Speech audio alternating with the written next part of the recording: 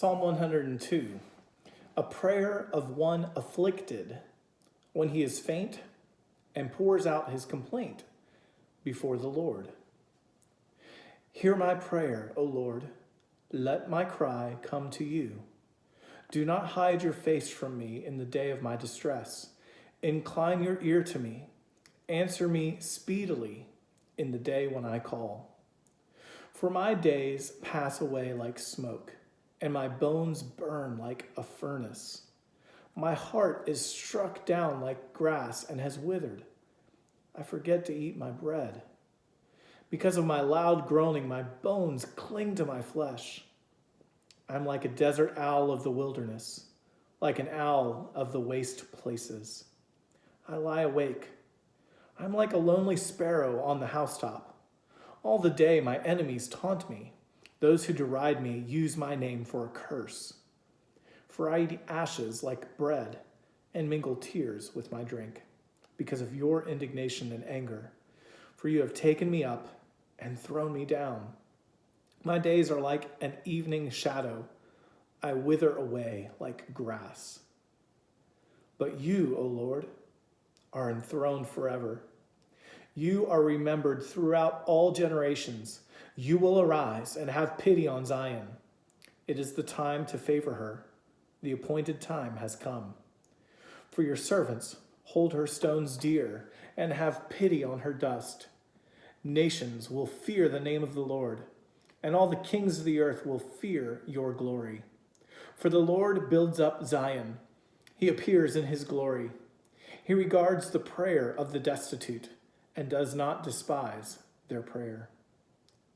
Let this be recorded for a generation to come, so that a people yet to be created may praise the Lord. That he looked down from his holy height.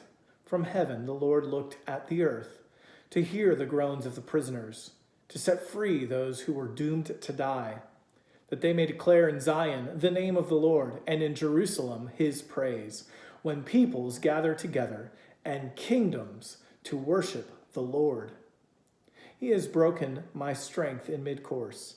He has shortened my days. O my God, I say, take me not away in the midst of my days, you whose years endure throughout all generations. Of old you laid the foundation of the earth, and the heavens are the work of your hands. They will perish, but you will remain. They will all wear out like a garment. You will change them like a robe, and they will pass away.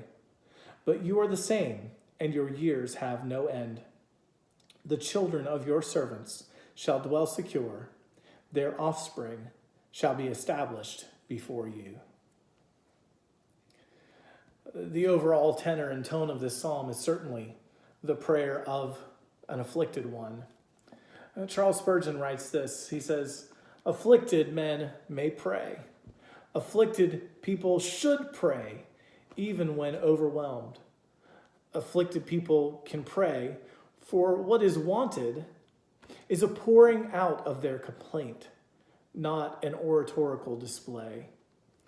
Afflicted men are accepted in prayer, for this prayer is placed on the record. In other words, what is wanted is what's in the inscription. A faint person coming and pouring out his complaint. Simply put, we want our cry to be heard by the Lord, and the psalmist knows he can trust the Lord, that he can take his affliction to him.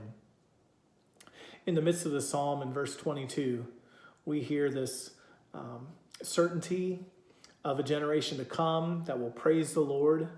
We hear in verse 22 of peoples gathering together and kingdoms worshiping the Lord. And so while I was thinking of a hymn that would be appropriate to go with this psalm, I thought of the Christmas hymn, O come, all ye faithful.